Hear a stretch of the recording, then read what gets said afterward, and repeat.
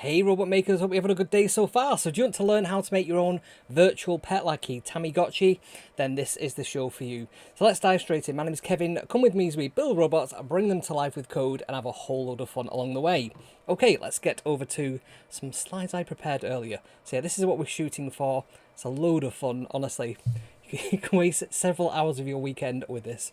So yeah, we're going to look at how to create a virtual pet. Now we actually did this about 2 years ago. Maybe a year ago, and some things have changed since then, so we can look at revisiting this with some extra features and a new way of looking at things. So we're going to look at the design, the interface of the software that we're creating, some virtual pet features, a quick overview of the code. We did a really deep dive on the code last time, and the main structure of the code is the same, but I have tidied up the code a little bit to make it a bit easier to work with. And we're going to look at some of the features, and we'll have obviously a bit of a demo with it as well. So if you want to follow along with this project, I've started to put my notes up about this one. I will add stuff to them as well. But if you go to kezrobots.com/blog/picotamachibi2.html, then you'll be able to find out all the information about this particular project, and also find links to the previous project that this builds upon as well. All the STL files and code and things are there for that as well. Cool, so let's have a look at the design then. So the original design for this was a sort of two-part 3D printed case. There's actually no way to attach those together, so one of the things I'll be looking at for the sort of revised version of the case for this, once I get another part, which we'll talk about in a second, we'll make it so that they can attach more securely. So yeah, the original one simply had one of these. I've got one here I shall share with you. Not open this one yet. So this one is one of these SSD1306 displays. So these are a tiny little I2C display. I'll show you that on the screen there. You can buy these all over the place. They look quite similar. They have the same kind of 4-pin connectors on them. So there's like a data, a clock, a voltage and a ground. And you can see they're pretty flat. They've got a couple of connectors on the back. I think they do SPI versions of these, but you won't know one that's just got the 4 pins. And these are 128 by 64 pixels, and they're black and white. You can get some that have like a coloured stripe, a coloured kind of mesh, what's the right word, over the top, like a gel. So they might have like a yellow strip at the top and then white underneath, and that's like back in the day when mobile phones used to use these exact displays. So that's what we're going to be using as well, which is what we used on the original one. We've got 3 tactile switch push button switches, momentary switch buttons, whatever you want to call them. They're very, very common. So we'll be using 3 of those, and we'll also be using a Raspberry Pi Pico. So the original one used a Raspberry Pi Pico. It could be the Pico, Pico-W, it didn't really matter too much. And we actually used some Vero board to sort of sandwich between all the parts and solder them together. So, what we're going for this time is a custom PCB. You can tell Kevin has entered his custom PCB phase, sort of knocking out lots of custom PCBs. We'll talk about the Servo helper in a minute or two as well. So this one, you can see there, we've got the nice sort of round shape of the virtual pet toy that's very common. We've got 3 nice places to put the push buttons in, and they're very, very easy to solder in place. They actually sort of, the legs grip the circuit board, so that makes it really easy to sort of to solder it in. And the Pico kind of goes underneath the board, so obviously we'll need to have the ones with the header pins on there, so you can buy the Picos with or without the header pins, but you'll need to attach them for this particular project. And you might notice there, try to grab one off my desk here, that this particular project is designed for a Raspberry Pi Pico 2. So I've got a whole bunch of these from Pi Hut, and also got a couple from Pimoroni as well. I always tend to mess up a few of my projects. I like to have a few spare. So this is the Raspberry Pi Pico 2, and we'll talk about why we're using this particular one on this project in a minute as well. So the PCB, the reason I've gone for this, as well as just wanting to learn PCB manufacture and get more comfortable with this, the best way to do that is obviously try things out and make a few mistakes. So what I wanted to learn on this one was, could I make something that was pretty simple to construct? So there's a screen, there's a couple of buttons, there's a Pico, and everything's just going to sandwich on the top and bottom of this PCB board. So it's just like a simple 2-layer board. And it means that we've got this strong and compact case for them. So the other one that used Vero board, there was little wires that had to attach things, and that also added to a bit of height to the board as well. So this should be a lot thinner than the previous incarnation. So here's a bit of a quick look at the board from, I use Fusion 360 for this one. I'm learning KiCad at the same time, and that's a free piece of software. Fusion 360, there is like a free license for that for hobbyists and educational use, and I find this is nice and easy to use because you also got the 3D models that you can adjust one model and it'll filter through for the rest of the model, so it's really good for that. So you can see there we've got a bit of artwork on this time as well. I figured out how to do that, just as all these other manufacturers are now going for like full graphic photographs on their PCBs.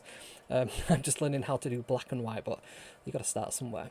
And you can also see there the Pico pads and the 4 in the middle, that's for the display to sort of drop into. We might have to sort of cut some of the legs from the back when we put them through, because obviously we want things to be as nice and flush as possible. And you can see the little circuit diagram there. So we've got like a button group, we've got a display group, and then we've got the Pico. It says Pico W. The pinouts are exactly the same for the Raspberry Pi Pico 2, which we'll be using in this project. So let's have a look at the electronic design for this. So yes, I've gone for a Raspberry Pi 2 for this particular project, and one of the reasons is that this project really pushed what was capable on a Pico from a graphics point of view. So when you're bit banging graphics onto a display using just the raw MicroPython and the RP2040 that was on the Pico, it didn't have very much RAM. It had like 264k of RAM, and if you're putting graphics on screens and manipulating graphics, you're going to eat up that memory very quickly, particularly if you're stacking them as an animation and you've got a whole bunch of animations on the screen, even with a 1-bit display with black and white graphics. So what I thought was, I'll actually wait for another chip to come out. And now this has happened, we've now got twice the amount of available RAM to work with on our project. So this means for this particular project, we're not going to run into those sort of headaches of graphics running out of RAM. It's also a lot faster as well. So you've got an extra couple of megahertz in there, but also you'll find that it just seems to be a lot more responsive. I don't know if the RAM is a lot faster, but it certainly seems more responsive to me as well. So it means we've got more memory for the added gameplay. We can add more complexity to our project, and we can also store more game assets, so we can have more of those funny animations as well. And the animations themselves run a bit faster, so our code isn't having to sort of slow down or wait for the graphics to finish working. So wiring wise, you can see there it's not too complicated to actually wire this one up, and I've got one wired up on my desk, a sort of prototype that's on a breadboard, and we'll have a look at that in a second. So we've got essentially the SDA and SCL, which is the clock and the data pins. They're on GPIO 0 and 1 on the Pico, and I can even show you on this very large Pico that I have here. So GPIO 0 and 1 on this particular one. If I flip it over that way, that's kind of the right orientation. 0 and 1, and then we're using 2, 3, and 4 for the buttons. So A, B, and X are the 2, 3, and 4. And we're also using the voltage. I'm using the V bus. Actually, I think I'm using the 3 volt for the display. That seems to work fine, and a ground pin as well, just to sort of tie all the buttons to ground to make them work. So that's the wiring, pretty straightforward, pretty easy to get up and running. So we're going to have a look at the user interface. So before we do that, what I will do is I'll go into Fusion 360 and actually show you some of this, how it actually works. Let me just flick over to me for a second, and I shall get Fusion 360 up, and I will go and share my screen there. Right, so if I go over to, is it this view? So yeah, in Fusion 360, you get this kind of 4-up view of your projects when you're working in the electronic design. So the first panel is the schematic. This is just the pure symbol electronic diagram. And then you've got other views of this as well. You've got like a front and a back PCB 3D view, and you've also got the PCB layout view as well. And they all kind of hang together in this little group here. So if we click on any of those, we can open up one of the diagrams. So this one is the schematic. That's one I showed you on the slide earlier. So we simply, if we want to create this, I'm just going to hide that for a second. We would just look for component placements. If I bring that one up, if I collapse this one down, and then I open up, there we go. So we can actually search for a component. So say for example I wanted to search for a Raspberry Pi Pico. Let's just do Raspberry. Now I couldn't find one when I was looking for one, so I created my own. So you can see there, if we double click on that, this one is in Kev's library. So what I did is I marked out, I think I actually did this on a show on the previous one about how to design PCBs, and we actually put this particular one together, and it means I can reuse that in future projects, including this one. So you can basically just find the components and then you just drag them across to this side to get them to be placed. He says, and then it's not dragging in place. There we go. Oh, that's because I'm dragging it onto another window that you can't see there, that's invisible. And then you can connect them up. So if I just zoom in on that, you can just use this this nets feature to draw wires between them. Now you might be tempted to just draw like wires from the actual pins of the Pico directly onto the buttons. That can actually make for quite a messy diagram. So what you can do is you can just draw like a little stub of a thing. So for example, if I just do a little stub, let me just go onto the net so I didn't actually click it then, and I go to like pin 26 and draw like a little line out like that. I can then go to the naming function and I can click on that wire and I can call it something like GPIO, what is it, number 26. And if I have another component, oh, that's just the label, and then if I have another component somewhere else, I can then join that up. So if I just create another net over here, just like another wire, I press N to name that, click on it. If I now just type GP, and you can see there it's suggesting it, it will say, would you like to connect these two? So they're virtually connected even though there isn't like a wire between them. It just makes the diagram a lot easier to read. So that's what I've done there, and I've grouped them together. So you can see there's a little, trying to give it an extra name because I've still got that selected there.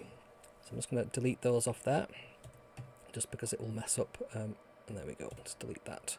So once we've done our schematic design, we then want to push that over to the PCB document, which is like the board layout. So on here you can actually grab all the different components. Like there's the Pico. The Pico has been mirrored, it's been flipped round, because when we want it on the back of the board we want the pins to be in the opposite order. So if you think about, let me just grab this one so I can see. So on here, this Pico, you can see there 1, 2, 3, 4.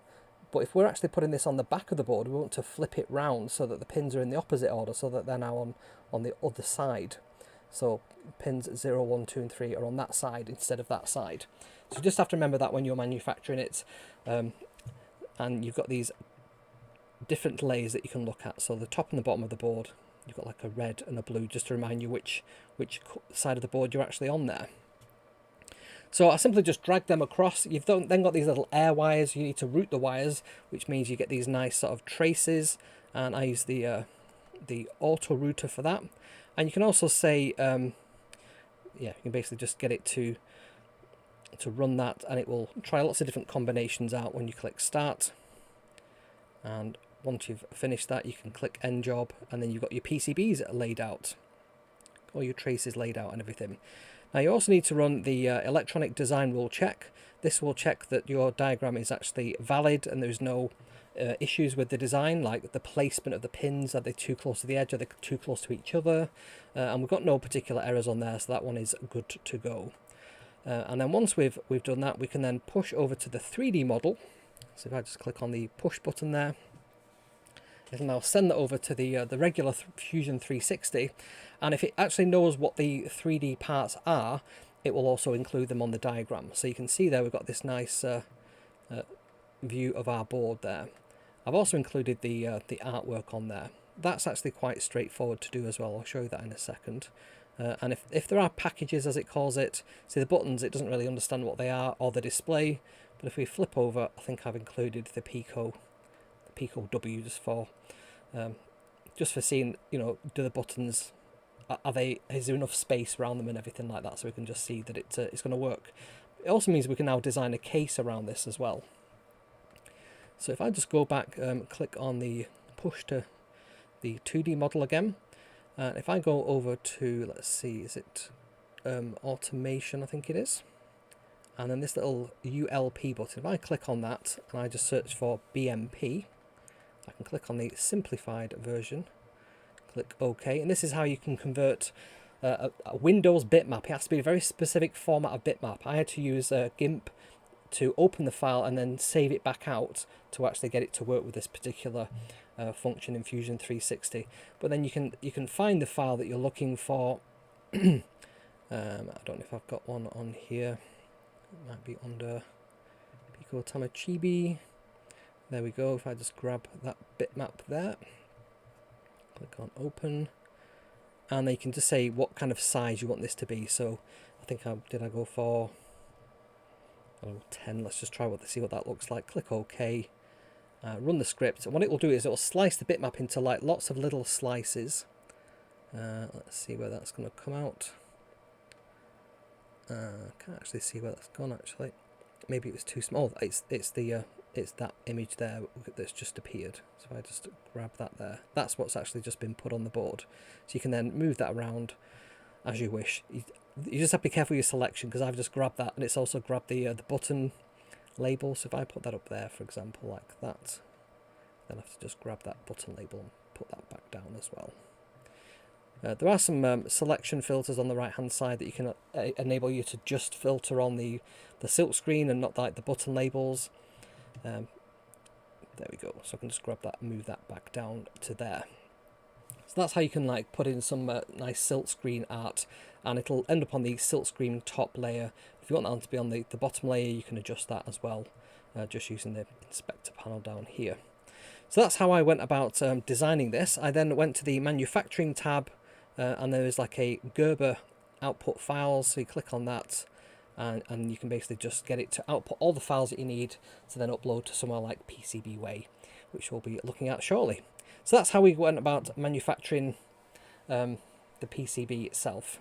So now let's have a look at the interface. This is, I think, the most fun part of designing something like this with screens. You can create your own user interface.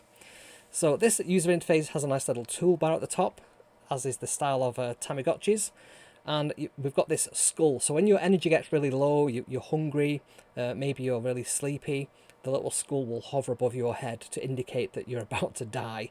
And it even has like a nice little blinking animation on there as well. I don't think we ever have a die kind of function on this. I've not gone that far. Baby is the main character. That's the little bouncing character that sits in the middle of the screen, and it has a couple of different animation, couple of states that we can animate, and occasionally it has a little poo in the corner as well, and that sort of animates for like little smell things coming from emanating from it. And you can see there we've got the 3 buttons. So we press A, that will cycle through the toolbar. If you press B, that will select whatever action the toolbar has got currently highlighted.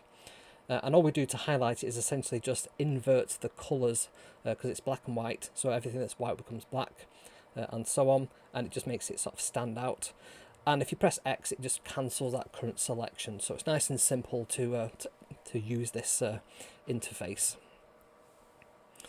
So the toolbar icons, I had to sort of design an entire user interface library for this. So they're 16 by 16 pixels. I had loads of fun designing all the different icons for all the different functions of the Tamagotchi, and I decided to sort of start with my own rather than borrowing anybody else's. I used the graphics image manipulation program GIMP for this, a nice free piece of software. You can also use Photoshop, but GIMP allows you to output these files as these PBM files. PBM files are designed for this 1-bit graphics format, and you can easily open them in MicroPython, which is why I chose to use them. They're really, really small as well. So that means we can then very quickly just take the graphic that we've designed, import it into MicroPython, and directly blit that. We'll talk about what these terms mean. We'll blit that onto our frame buffer so you can see it on the display very, very quickly and very easily. So that means you can go and design all your graphics, save the files, and then you can show them on the screen. Very, very simple to do this. So these are the toolbar icons. We've got a food one, so that's reduces hunger, makes baby happy as well. So you get like 10 points for food when you eat this, and maybe an extra happiness point. The light bulb makes the baby go to sleep. It increases the energy, increases the happiness over time. We can have a little event that increases that over every couple of seconds. And we also have a game function. So the idea of that one is it would be like a Pac-Man game. I've not implemented that one yet. I think I didn't implement that one last time either, but if you press that one now, it does actually give you some happiness points as well. The first aid allows you to have increase your health, so your health will decrease by a point every 5 seconds. So it just makes the game a bit more dynamic. Means you have to keep interacting with it. The toilet function will clean away any poop that's on the screen. If you don't do that, your health will decrease really quickly, and you'll get that little death icon. If you clean it, the toilet, that death icon disappears, just like in real life. The hat one checks the status of the energy, happiness, and health. I was intending there to have like a little pop-up,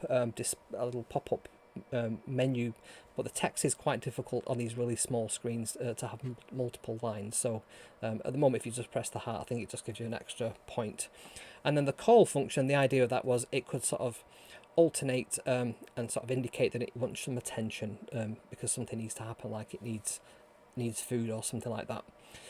And then each of these icons is actually spaced by a couple of pixels on the screen just to make it fit nice and neatly. And as you'll look in a minute, they really fit nice and neatly on the screen as well. So we can simply just cycle through this toolbar just by pressing the A button. We just read the button states in a sort of game loop. And if you press the A button, you'll just see the thing move. And then if you press B, that will select the item. It'll then perform some actions, whatever is selected. And like I said, X just cancels that current selection and enables you to sort of start from the beginning again. So I'll go over a very quick bit of graphics theory just to explain how all this works in the background, because it can seem quite abstract. You know, how do we get these graphics actually showing on screens and so on?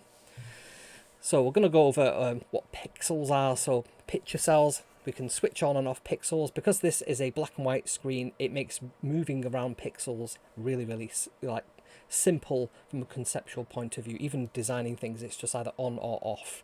When you start looking at colors and bit depths, it can get quite complicated there. So we're going to look at frame buffers. We use that all the time in this particular project. So a frame buffer is simply just an area of like rectangular memory. Like rectangular as in if you were to draw it out on a grid, you've got like an X and a Y coordinate. Really the memory is just like a big long array, but we look at it as rows and columns. And the MicroPython frame buff, which is the primitive that uses our code to do all that manipulations, this is what can do this bit blitting. We'll have a look what that is in a second. So it's a method of really quickly copying pixels. If we had to copy each pixel one at a time, nothing would ever get done. It's just so slow. Remember, MicroPython is an interpreted language, so this is something we need to happen really, really quickly. And we'll also have a look at some logic gates and graphics, because we want to perform some things like overwriting one area of the screen with another area of the screen, and not just ablating what's behind it. We want it to sort of add to it. So we're going to look at how to do that as well with a nice bit of binary maths. So a frame buffer is simply an area of memory that we use for storing graphics data. And graphics data is just like any other data from the point of view of the computer. There's nothing special about it. It's just ones and zeros.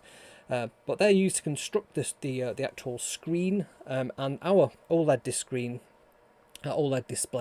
it doesn't really have any memory of its own. We just need to create a frame buffer, write things to that frame buffer, and we then write the data from that frame buffer to the OLED display. And we have a little low-level library for doing that for us.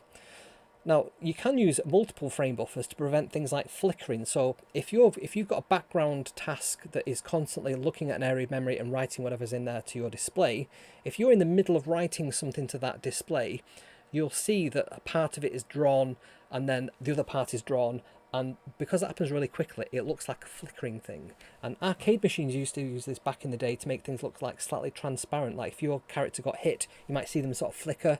And they did this just by having a frame buffer blank in between. So it would just have the background rather than having the character on the background. But if you don't want it to happen, you can use like a double frame buffer. Now, the Pico doesn't have a lot of RAM, so we have to be quite efficient on how we use things with frame buffers. Microcontrollers generally have quite a lot of have not very much RAM in them, so we do have to consider things when we're working with graphics, particularly at this low level. Now, some displays, such as the think about the Pimoroni one that I've got somewhere on my desk. Is it that one there? So this display, this one is a display pack. what is that, 320 by 240 pixels, and that's a full color LCD screen, and you simply just put the Pico on the back of that. But that's using SPI for really quick communication, and they've also got some RAM on that to display, so you can write to it, you can do lots of color stuff, and it means it's a lot easier to work with rather than having to store that separately in like RAM on the Pico. So that's what frame buffers are. They usually have like a coordinate system. I think on these ones, the top left of the display is 0, 0. And then if you go down, that's the y-axis. And you go across, that's the x-axis. And you've got some kind of width to this display. I did have this tiny little display, which I got in the, what is it called? The Christmas box for the advent calendar from Pi Hut. So this one is 128 by 32 pixels, so it's essentially half the height of the display, and it'll work just fine on this one. You just got like a really squished view of the game. You're going to get like the top half of it. So frame buff is like a primitive in MicroPython. So all MicroPython versions have this in there, and it's a class that you can use to create a frame buffer, write data to the frame buffer using the bit-blit method, which means you can copy data very quickly from one frame buffer to another. That means that we can do things like sprites. We can have an area of memory, a sprite, something that we designed, and we can just copy that directly into the frame buffer at an x and y coordinate. And we simply just use that framebuff.blit with the buffer, with the frame buffer that we want to copy, and the x and y. And we just basically just say, you know, one frame buffer equals framebuff.blit, and then the coordinates of the other one. Means we can just do that kind of copying very, very quickly. So what is this bit-blit? So this is a binary digit block transfer, and it's using computer graphics to transfer one rectangular area of the display to another display, or to another off-screen area of memory that will be used as a display. And it speeds that whole process up. Rather than having to copy pixel by pixel, we can copy bytes at a time, or whole sections of bytes at a time. So it's very, very quick, and the whole concept of a sprite can be thought of with that. We can just have a sprite in memory, we can blit it into our main graphics display, and it'll just appear there at the coordinates that we transfer. So how does it do this overwriting of pixels? So we actually use some logic for this, some really low-level computer logic for this. So if you think about these four different logic tables that are on the screen now. So we've got an XOR, exclusive OR. So if you think that if we have two inputs, 0 and 0, when they're added together, they get 0. When they're exclusively ORed added together, so they're not different, and because they're the same, you get a 0. A and B being 1 and 0, well, they are different, so the XOR would say, yes, that's a 1. A0 and B1, that's again different, so you get the 1 as the result. And if A and B are both 1, well, they're both the same, so they're not different, therefore you get a 0. So that's exclusive OR. An AND takes two inputs, and both of those inputs have to be a 1 before you get the result being a 1. So you can see there, 0, 0, we're not going to get a result. 1, 0, there's no result. 0, 1, no result. 1 and 1, that's the result we're looking for. So AND will only work if both inputs are true.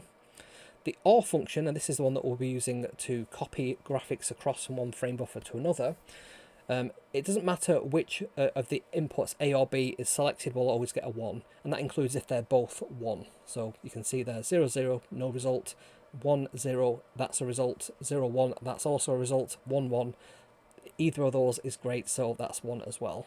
And the NOT function simply just switches over, it inverts the graphics. So we can use the NOT function, the invert, simply just to swap all the graphics over. We can just have one value, we can NOT it, and the results that we will get is the opposite of that display, and it basically just flips the colours or the black and white.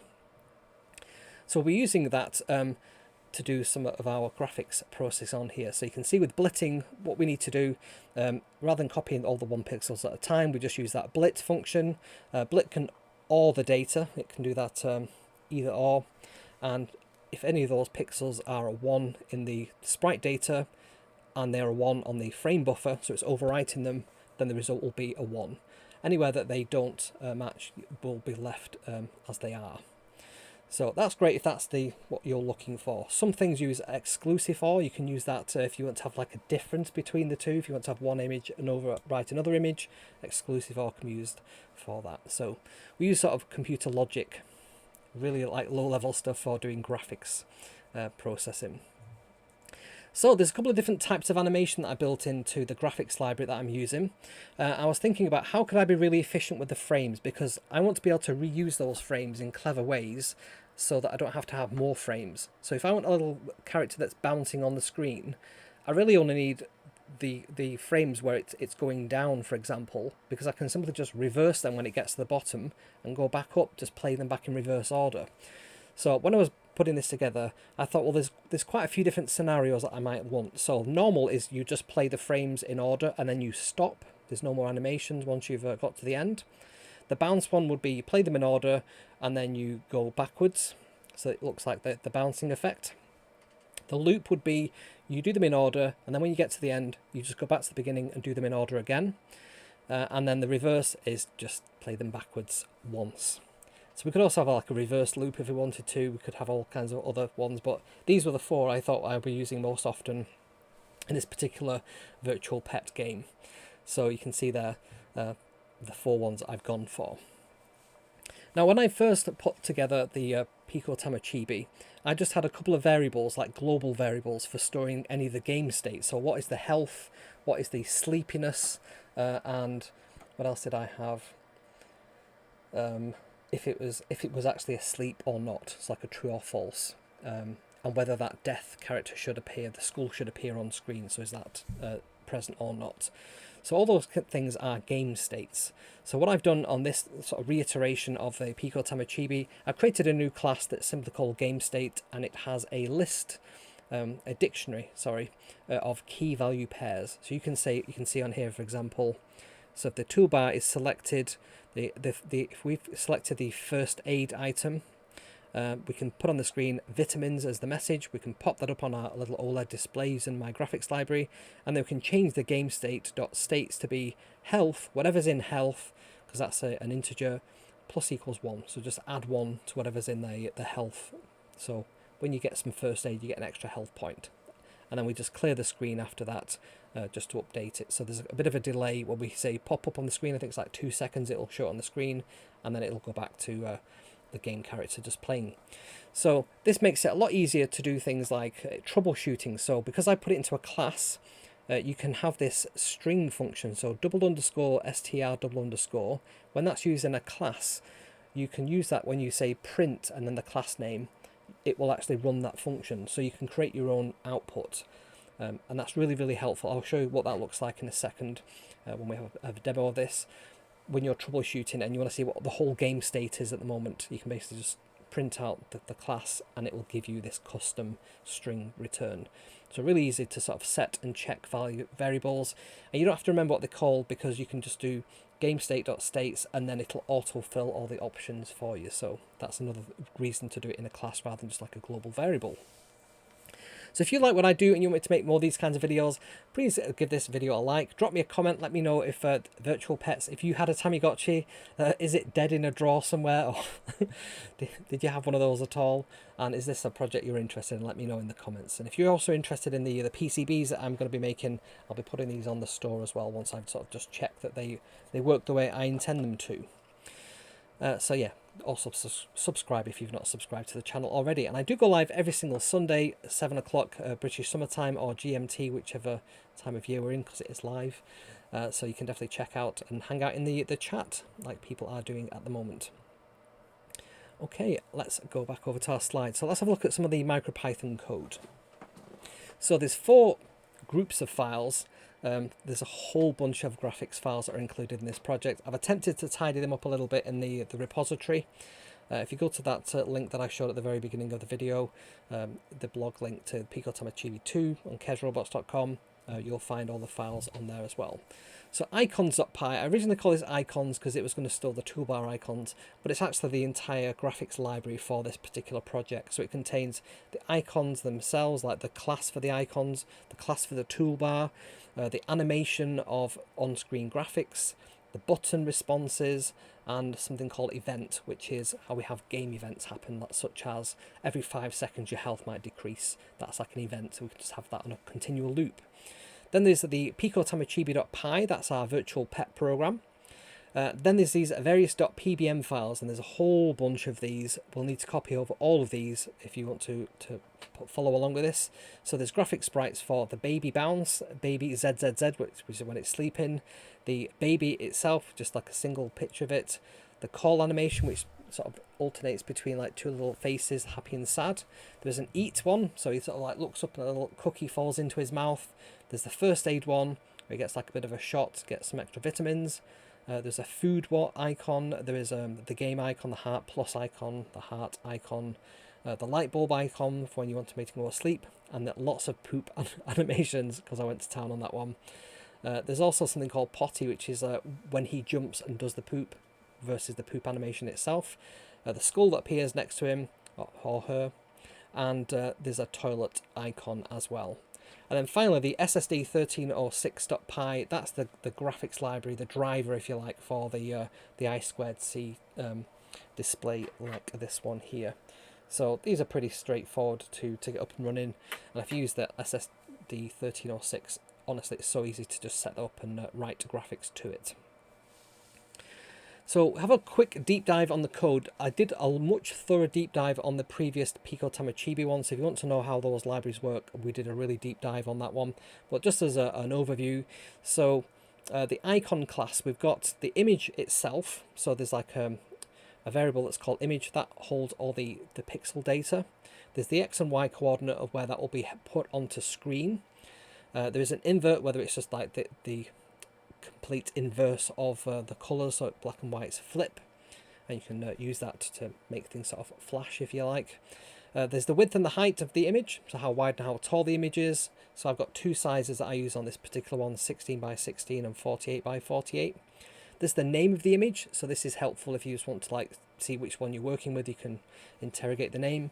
And then we've got some other methods there, so we've got the initialization one, we've got the image to get or set the actual data for the image, and that's how we load it in, for example. The X and Y is where we're going to put that on the screen, and we can just set and get those values. We can invert it, get and set that. The width and the height, we can get and set all those values, as well as the name. So that's the icon. Then the toolbar, which holds, it's kind of a container for all the different icons, and it manages things like the spacing between them as well. So we've got icon array, that's, as you would expect, a list of all the different icons that we've put in there of type icon class. We've got the frame buff, which is how we render the toolbar on the screen. There's a spacer, so that's how many pixels we want to have between each of the icons. The selected item, so that's just like an index, like 1 to 7 or whatever we've got on there. There's the selected index, so the selected item, selected index. And then there's a whole bunch of methods as well, so we can set up using the init function, we can add an item to the toolbar, we can remove an item from the toolbar as well, so even got that on there. We can get or set the image data for the toolbar, we can set the spacer value, we can show it, which means it will write to the toolbar to the OLED display, so that does that bit for you. We've got the select or unselect, and that will just get or set the currently selected item. Again, that's just like an integer, so if you said get 1, that might be like the sleep function, for example, because that's the second one, and we start at 0, remember, on indexes. And then we can also unselect an item, we can get the selected item as well.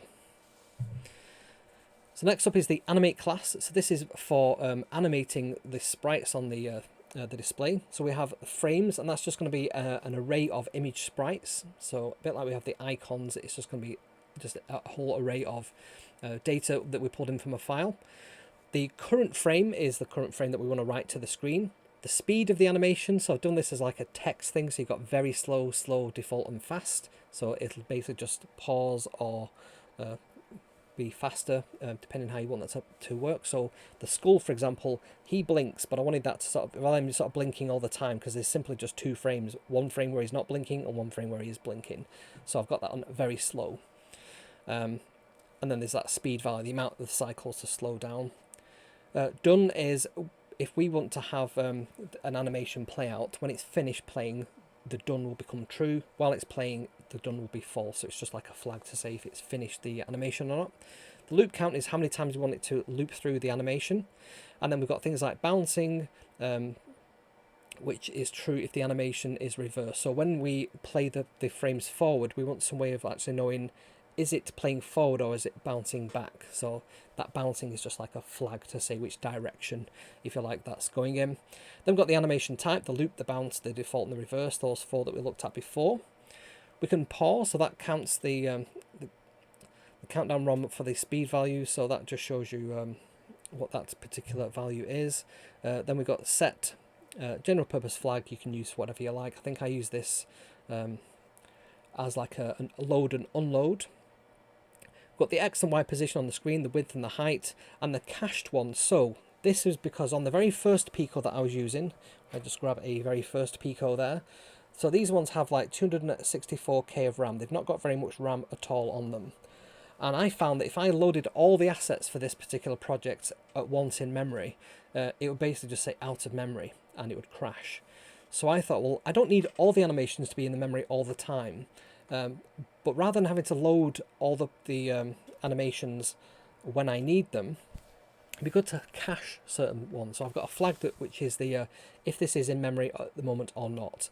And simply, if we say cached is true, that means you can just go and grab the frames from the frame array.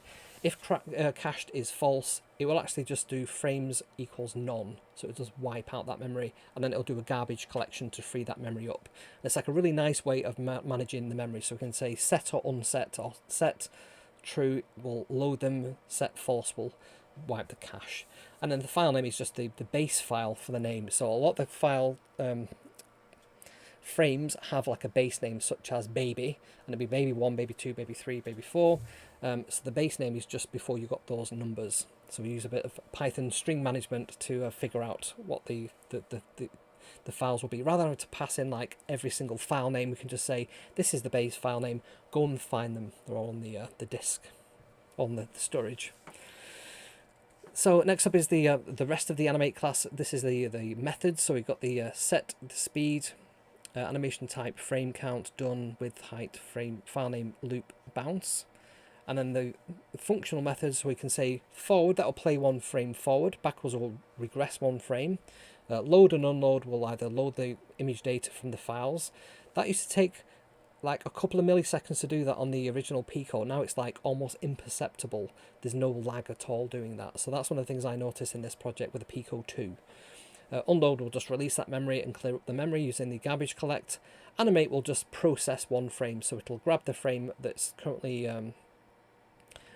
selected, if you like. It'll write that to the frame buffer of this particular class, and then it will increment which frame number we're on. And then if we do like a show function, it'll then just copy that to the OLED. We actually pass in the frame buffer that we want to write it to. Stop will just stop the animation, and the init function will just set up all the default values, of which there are quite a lot on that particular class. So I wanted to give a shout out today for PCBWay, who are our sponsor today. So they've sent me, I always get really excited when I get a package in the post from PCBWay. So I got a little box very recently, and this is for a project I'm currently working on, which is I've got a great big whiteboard over there, and I've got a wall drawing robot. And I came up against a problem that I've come up against a few times, and it's where I run out of pins on my my Raspberry Pi to get power from. So I wanted to get 5 volts from the VSys pin, VBus pin, whichever one it is that gives you the 5 volts, and you only have like 2 on the Raspberry Pi 0 to get 5 volts from. So what happens if I've got 3 things that require some 5 volts? So I designed this little servo helper because I use it quite a lot with servos, and we can also put in on this left hand side here either like a USB-C connector, or we can have like a voltage and ground pin, just like a regular header pin. I've actually got the one I've soldiered up somewhere about on here, but I can't see it at the moment, so I'll come back to that. And then we've got 6 header pins. So these 1 to 6 on the very bottom, that's the actual servos that you would push in there. And then you've actually got the signal pins on the top as well, so you can just simply access them. So it's a way of splitting that power and the ground to all the different servo connectors and separating that out from the signals to actually, you know, make the servos work. So I thought I'd just start out with like a really simple one, but this is my sort of first foray, a second foray I should say, into PCB design. So the other PCB I designed was this one, which is the sort of the remote control game controller for the Pico W. So this one's a lot smaller, but this one's got the PCB art, so you can see there, Servo Helper, KesRobots.com. Got my little logo on there as well, which looks great. And I actually designed the servo header silkscreen stuff as well myself. So there's like a little minus, I don't know if you can see that on there, there's a little minus, a plus and a signal next to each of the pins, so I can even remember which pins I'm actually using there. It's got nice little rounded corners, and it's also got little M2 holes in it as well, so we can screw this, mount this on something. So I've got a couple of these for me to try out. Once I'm happy with that they work fine, I'll buy a whole bunch more and put them on the store for people who want to have them as well. If you've got any other ideas for PCBs that you want manufacturing, let me know, and I'll see if I can work on those as well. So yeah, PCBWay helped me with that particular project. So I'll show you what I went about doing. If I just load up a web browser, just bear with me a second. Just put this on screen. Let me just jump over to PCBWay, and I've got some other PCBs being manufactured as we speak. They've actually been shipped, which is like really exciting. So if I go over here, so what I did, I went into Fusion 360 like I demonstrated before. I outputted all those Gerber files, and then I simply went over to PCBWay and went to the instant quote. So if I just go over here, I then selected standard PCB, single pieces, and essentially just one board. And I think this board, it was like very simple. Did I put something like 10 by 15, something like that? I can't remember what it was. Let's go by 10 by, let's try 15 by 10. I selected 5. It's 2 layers, there's like a top and a bottom. Went for all the default things on there. I think I went for the solder mask as being black, so you can see that the screen is black on this one. On the other one I went for that sort of yellow colour. So that's a finish that goes on the top. And then the silk screen, that's white. So that was the nice little logo and all the text that's on there as well. So once I was happy with that, I don't think there's anything else I need to select. You just click on the calculate button. So it's like $5 for them to manufacture it and about $3 something for them to ship it. It's like pocket money. It's really great. So then once you're happy with that, you can then upload your Gerber files. So if I say I'm happy with that, save to cart, okie doke, and then you upload your Gerber files. So you simply just click on that, add the files that you want. So where did I put them? I think they were probably under, there we go, Gerber files, and you can basically just put the zip file that Fusion 360 or KiCad outputs. And once you've done that, you can then submit the order. I'm not going to submit this particular order because I've already done that, and I'm waiting for that to come through. So I can check on my orders, and I think my order, which is it that one? Yeah, it was 10 by 15. So that one is actually on its way. It's being, there we go, delivery. So it's being delivered to me in the next couple of days, so I can't wait. I'm very excited to see that come through. So really easy to get up and running with PCB design. It's something that's just amazing when you actually can start putting things together physically that you've designed. There's nothing better than that. I'll probably do a few more shows on KiCad to get people more familiar with how to do that themselves, but I'm really excited by this. It just means you can build things that didn't exist before. So thank you to PCBWay, thanks to Elaine for helping sponsor that particular project. Okay, let's get back over to the virtual pet. Demo time, right. So on my desk over here, let me just grab over here. I've got another camera that's slightly in the way there, but you can see we have one of these little displays, and that's simply just pushed into the breadboard, and then the wires are simply going to the GPIO 0, GPIO 1 for the SDA and clock.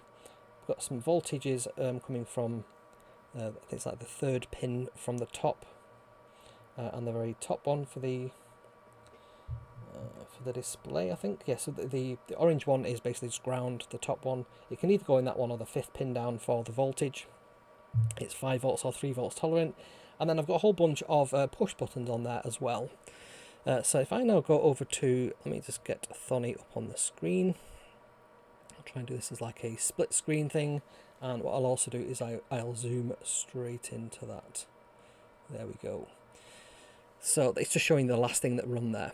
So what I've done is I've got all the files installed on the Raspberry Pi Pico. I've cloned my repository, and the main file that I want to run is this Picotamachibi.py.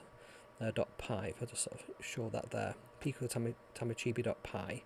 The other files that we've got on the Pico that we need is all these PBM files, and also the icon.py, which is the graphics library that I've created for this particular project, and also the SSD1306, which is kind of like the driver. I think I've put that inside the GUI folder. The intention was to put all the files in there so it's like nice and tidy, but it requires me rewriting a lot of this code. Cool, so let me run this and let me show you what it can do. So you can see there the baby's sort of bouncing around. So that's that animation going backwards and forwards from a couple of slides. You can see here it says game state, so sleepiness is 9, health is 10, sleeping is false, cancel is false, that's the cancel button, unwell is false, feeding time is false, happiness is 10, tired is true, so he's getting tired. Interesting. You can see there the sleepiness is now dropping down. When that gets to 0, he'll go asleep, and he's also done a poop on the screen, so you can now see that that little poop has appeared. He did his little bounce to do the poop there. He'll only do that poop once. I've got some logic that checks to see if that's true and doesn't do it multiple times, and it's random, so I think it's between once. He's got to sleep now with these little Zs. And notice that all these animations are happening simultaneously. So it actually goes through each of the animations that need animating and sort of does the next frame there. So if I press the... I'll try and do this without blocking the camera view. It's a bit tricky to do this. So if I press this button that selects... You can see there the tool menu bar is being selected, and it's simply just inverting the icons. So that's the sleepy one. If I press the B button, it says night night. Let's press that again, and he should wake up morning. And let's see, he's woken up there. But he's not very happy that, see, look, his health's gone to 0, and that little skull has appeared. You can see that skull sort of slowly blinks. So if I select that toilet button there, press B, it's now going to clean that, so that poop has gone. But his health is still 0, so that skull's there. So what we'll need to do is give him some food. So let's go over here and press the feed button. So you can see that little cookie fall then. He's got an energy +1. Let's press that again. Energy +1. Press that again. It's actually +10. I think I need to update the text on there. But yeah, you can just sort of see him. It looks up, the cookie falls into his mouth. That's just that little feeding animation there. And we can do some other things as well. So let's play a game. Oh, he's just in the poop again. Now he's immediately gone to sleep. So that must mean he needs more energy. So we can give him some more food. Oh, actually, we'll let him sleep, but we can play a game. So he says he, and I think his happiness level goes up. So you can see his happiness is now 17. We give him some vitamins, then I think his health improves by a point. And if we also click on the, get to that toilet one, there we go, and press that, that'll clear away that as well. But he's still asleep. So you can see how the states are all working together there. You can see that we've got that toolbar that's the kind of main way of interacting with this, and we've got the 3 buttons. So if I press the X button, oops, if I press the X button, you can see that the toilet is currently selected. If I press that, it clears that. And if I press A, it will go back to the very beginning of that. So if I press X there, it'll clear that one. It'll go back to the beginning of the toolbar. So there we go. That's how the game kind of works. And it's really cute to see it kind of animating. I can't wait for the PCB to come, so this can be like a physical thing that you can take around, rather than be like a really delicate thing that's on a breadboard. But I think this is like a really fun project to do. So let me know what you think about that. Is there any other things you think I should add to this? And what do you think the game should be? Should it be like a Pac-Man, or should it be like a snake game? We could probably do that quite easily. He's done another poop there. He has a lot of poops. And then you get the skull there if his health drops to 0, but he's quite healthy at the moment. But yeah, we could have other things that happen as well. We could have other events that happen, a bit like Johnny Castaway. Do you remember that as a screensaver? Like little ships would go past, or a little bottle would wash up. Back in the day when screensavers were a thing because of CRT monitors. But yeah, this is like such a fun thing to put together. So let's have a look at some of the code. I'm going to stop that now, and I'm going to go full screen on the code. And I'll give you a quick like look around the code now. So we import a bunch of things. So the SSD driver being the main one, we import the I2C library and the pin library because we're going to be doing stuff with pins, the buttons, and the I2C. We bring in the from the icon library, which is like my graphics library, the Animate, icon, toolbar, button, event, and game state classes. We bring in sleep from the time library. We bring in framebuff, which is built into MicroPython. We also bring in randint, so that when he does the poop, that's like entirely random how often that happens. We then set up the SDA, the SCL pin 0 and 1. That's for our display. And we need an ID number because I think you have like 2 buses for I2C on the Pico. So then we can just say ID equals ID, SDA equals SDA, SCL equals SCL. Use the I2C library for that. And then we can then pass that to our Oled. So our Oled is going to use the SSD1306 I2C, which is that little driver that I provided for you there, and you can pass in the display size. So I've got this little display here, for example. You could use that, or if you've got one of the I think I had some other displays. Yeah, there it is. So Pimroni do these really nice little mono displays. Get that to focus on there. 1.12 inch OLED display, and that's again an I2C, but this one is 128 by 128, I think it says on there. Yep, so that's like twice the size of that screen, so we could have used this one if we'd have wanted to. Whatever floats your boat. I got 5 of them displays for a couple of dollars. It wasn't very expensive, so there's like 5 of them just on Amazon.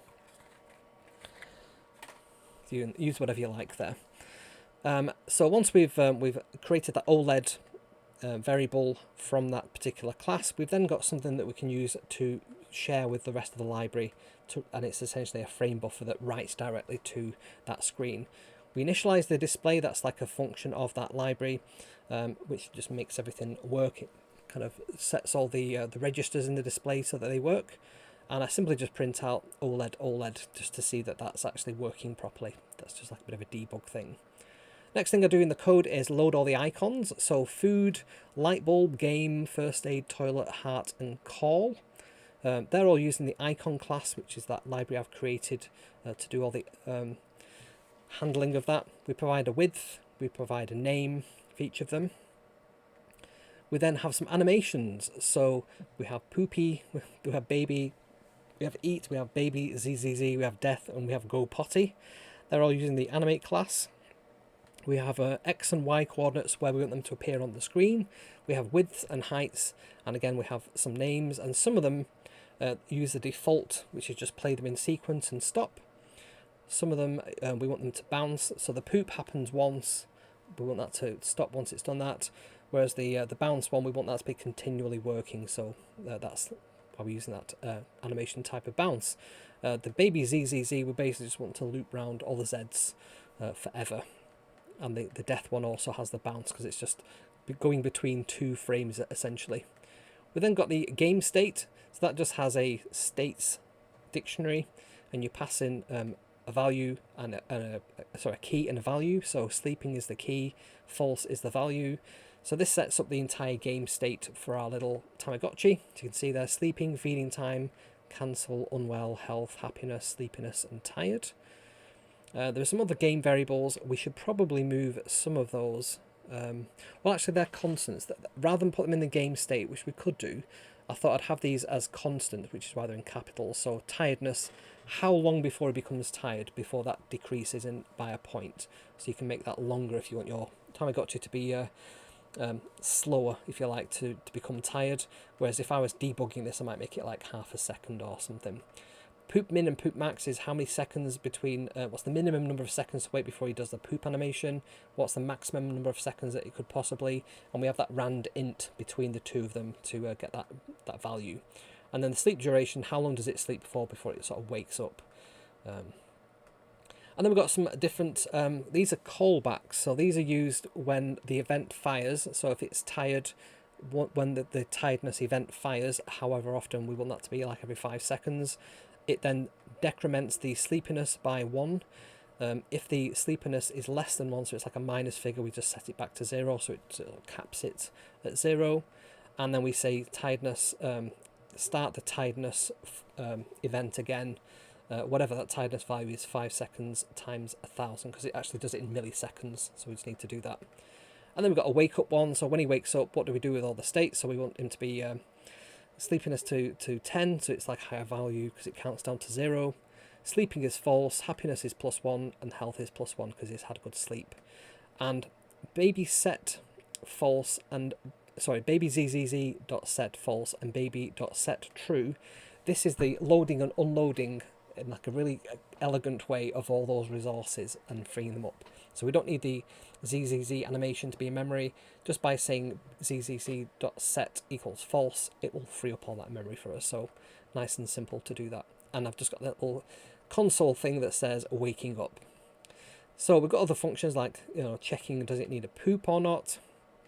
I've got a clear function for clearing the display. So OLED, which we created earlier, dot fill rectangle with from 00 to 128 by 64. So a rectangle the entire size of the screen, and the drawing color is 0, so black. So it'll just make that clear the screen nice and simply. And because it's a fill rectangle, it's like an internal command to the driver. It does it very, very quickly, like instantly. Building the toolbar. So this is how we put together the toolbar. So we loaded up all the graphics for them earlier, and we simply just say the spacer is going to be 2, so 2 pixels between each graphic, and then add food, light bulb, game, first aid, toilet, heart, and call. And then we pass back, we return that toolbar as it's been created. And do toolbar stuff. This is how when we press the B button to execute something, there's a whole bunch of if statements there. This isn't particularly elegant. I think I should rework this code so it just has like you register a piece of code as like an action, and then it just does that. So at the moment I've just got this kind of ugly whole bunch of if statements. So if the toolbar selected item equals food, then we can say feeding time equals true because we want it to. That's what the action we want to happen. If it's sleeping, then it stops sleeping, that becomes false. We set the baby.set to false, the baby.zzz, just in case it was sleeping when we did this, to false, and eat becomes true. So that's the animation where it looks up and the cookie falls into its mouth. We want that to happen. We've then got things like the game, so that will print game, it'll put the message up hee hee. It'll set the playtime pop-up to be on the OLED, so it'll just display that message. And then we just set the happiness to be +10. So that value goes up. I don't actually display any of the values on screen. We could do that, but if the values get like really big, you've got to handle like the clipping of that elegantly, which can get a bit messy. So I'll just leave that off, to be honest. Then we've got things like the toilet. So that's how we have that cleaning. We've got the and the toilet.message actually has the icon, and it displays that on the pop-up message as well. So you just pass in the text, it puts a little icon up that it knows from that thing that we created before. We set poopy to be equal to false because we're cleaning that. We say baby.set is true, so after we've wiped the screen we want the baby to sort of be bouncing again. And we say baby.animate, that basically just kicks off that animation. We pass in the OLED to the animation function so it knows which frame buffer to write to. And then we say poop event starts. So because we've cleaned it, we want to restart that timer. So we have a random integer between the poop min times 1,000 because it's in milliseconds, and poop max times 1,000 because again that's in milliseconds. So you can see there, this is how we build up the different states of the game and the actions that we have happen when we press the button on the toolbar. Got some other callbacks here. So when the events fire, they can call back a function, and this will then run. So the unhealthy environment. So however often we want this unhealthy environment function to run, like every 5 seconds, for example, it'll just decrease the happiness and the health values. It'll print on the console that it's an unhealthy environment because there's a poop next to him and you've not cleaned it, and that's gross. And we then set the game states to be, if it's less than 0, make it equal to 0, so it doesn't go less than 0. set the death set to true. That just makes the skull character appear in the top of the screen. And again, we just check that the happiness doesn't fall below 0. And we set the game state unwell to equal false. So what else we got on here? So updating the game state. So this is like a function that just goes through and updates all those different game states, and it's just running all the time. It's part of the main game loop. So it'll print out the game state, which is what we see on the screen, all those different values. If the game state is feeding time, then it does the feeding time thing. You can see there we're setting the sleep to false, the baby to false, the eat to true. We then say eat to animate, so it animates 1 frame. Because we're using a class, it can keep track of which frame it's currently selected frame to display on the screen. So all we just need to do is just say animate, and it will just draw that one and then increment that counter in the background. If it's not finished eating, then we animate it again. If it has finished, obviously it won't run that animate function there. And if the game state, feeding time, and eat is done, so if we've finished eating, then we can just do the, change that feeding time to false, increment the energy +1, pop that message up on the screen, increase the health +10, increase the happiness +2. These are just arbitrary values. Clear the screen, and then we can say eat.set false, which unloads all those cookie falling into the mouth animations from memory, and then baby.set true just makes the baby bounce on the screen again. So they're all the other different game states and what they should do. So again, a bit messy because it's all if functions. There's probably a better way of doing that using some classes with like a register function, like a factory. I think they call them factory functions. tb.build toolbar builds that toolbar using that function that we looked at earlier on. We set up all the buttons using the button class, and that simply just grabs a pin, assigns it all like the right, it's an output, and it's a pull-up resistor on there because the way they've got the wires wired up. The index for the toolbar is 0, and we just set the toolbar so that it starts out with that health one selected, the feed one selected. And then we set up all the different events. So increase energy, so that's an event. It's the name of the event is increase energy. The sprite is a heart, and the value is 1. There's no callback on that one. There is on this one here. So the poop event, so poop time, which is the sprite is the toilet. The callback is poop check. So that will run for a certain number of seconds, like on a timer in effect. And when the timer finishes, it completes, it will run that callback function, poop check, which we looked at before. And then in that callback function, we actually set that timer again to start. So it's kind of continually making sure that that event is running all the time. Then we've got some other things like the baby loop, number equals -1, which means loop forever. Poopy.bounce, death loop -1, so the death will be forever when it animates. The speed of the death animation is very slow. The sleeping is very slow. Baby.set is true, so that's the first one that will appear as we animate the game. And there's the main game loop. So I had a function to reading keys from the keyboard, but it actually waits for you to press a key and press return. So that would only work if you're debugging the code, really. And if the game state isn't cancel, then if not game state cancel, then unselect that toolbar. If the button A is pressed, then increment the index to the toolbar +1. If the index is 7, wrap it around, go back to the beginning, and then set the game state to be false, because if you're pressing A, we're not cancelling that. If X is pressed, then cancel becomes equal to true. So that's just our way of checking to see whether we need to do anything or not. So we need to cancel that and return the -1, the index, so it just disappears off screen. Because when you press the button again, it'll increment that to 1, and then that'll set that first icon on screen. If button B is pressed, then we say do toolbar stuff, and that's basically that whole list of things we looked at earlier on. So depending which one is selected, it'll then run that block of code. And then we do tb.show OLED, so we pass in that OLED frame buffer to the toolbar. That knows what to do with that. It writes the toolbar with all the currently selected things on there to that frame buffer, and that will then appear on screen when we do OLED.show. That's the thing that makes that frame buffer active.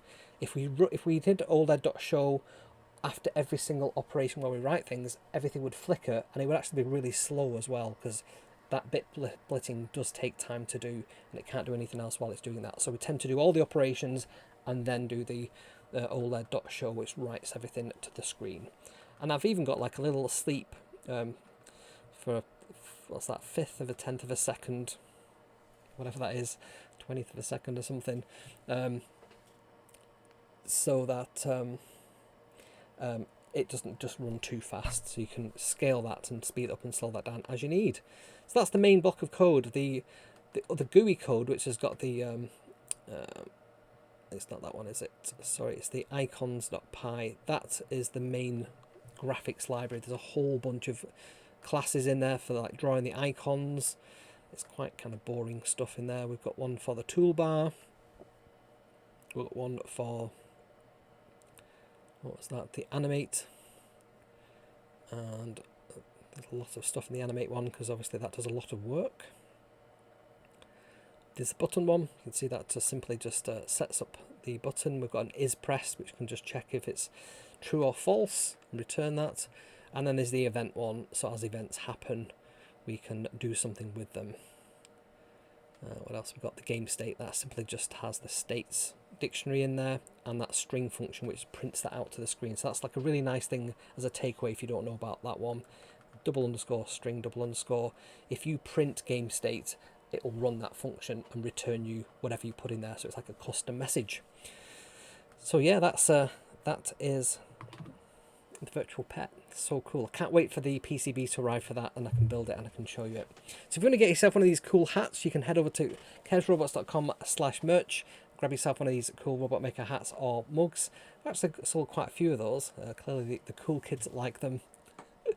And if you want to go over to Discord, we're on Discord as well. So kevsrobots.com/Discord to get the sign up link. Just takes a couple of seconds for that to come through. Check your junk mail if you've done that and nothing's come through after about 5 minutes. It's probably hanging out there. And if you want to follow me on social media, I'm all over social media. So you'll find me on Threads at kevmackley@threads.net. I'm on TikTok. I've also been contacted by what they call Carter. Why does my memory serve me so poorly? They're an agency that works directly with TikTok with talent. Hate being called that. And basically they're going to give me a stream key so I can stream this show to TikTok as well every Sunday. So I can't wait for that. So yeah, that's KevMacLear6 on TikTok. I'm also on Instagram at KevMacLear and on X at KevsMac. Not sure how long I will stay on X, but we'll see. But I'm also on Mastodon at kevsmac at mastodon.social, and also Blue Sky at kevsmac at bsky.social as well. So you get all kinds of behind the scenes teasers on updates on things that I'm working on as well. You can also just say hi and ask questions on there too. And if you want to join me, you can do this in a number of different ways. You can do a super thanks if you're watching this one on replay. If you're watching this live, you can do a super chat. I should make sure we've got all the overlays enabled for that now that the main show is finished. And if you want to join the YouTube membership program, you can just click on the join button there, and it's essentially the price of a coffee per month to help support the show. Or if you just want to buy a one-off coffee, you can do that as well, simply by going to kevsrobots.com/coffee. I use buymeacoffee.com for that.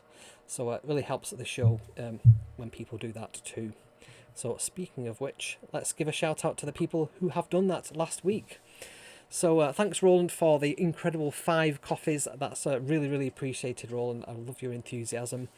Thanks, Johnny Wilson, for the 3 coffees. Ryan also downloaded some stuff from the Buy Me a Coffee site. Thanks for the coffee as well, Adam. And the 2 coffees for Marie, and the 2 coffees from Ian as well in the past month. Thank you guys for that. Really do appreciate it. I use guys in the collective sense for any human. We have a couple of members on the Buy Me a Coffee site as well. So we've got Shemi, we've got Alvaro, we've got Marie, we've got Jeff, Steve, Diane Corti, we've got Marlene and Tom.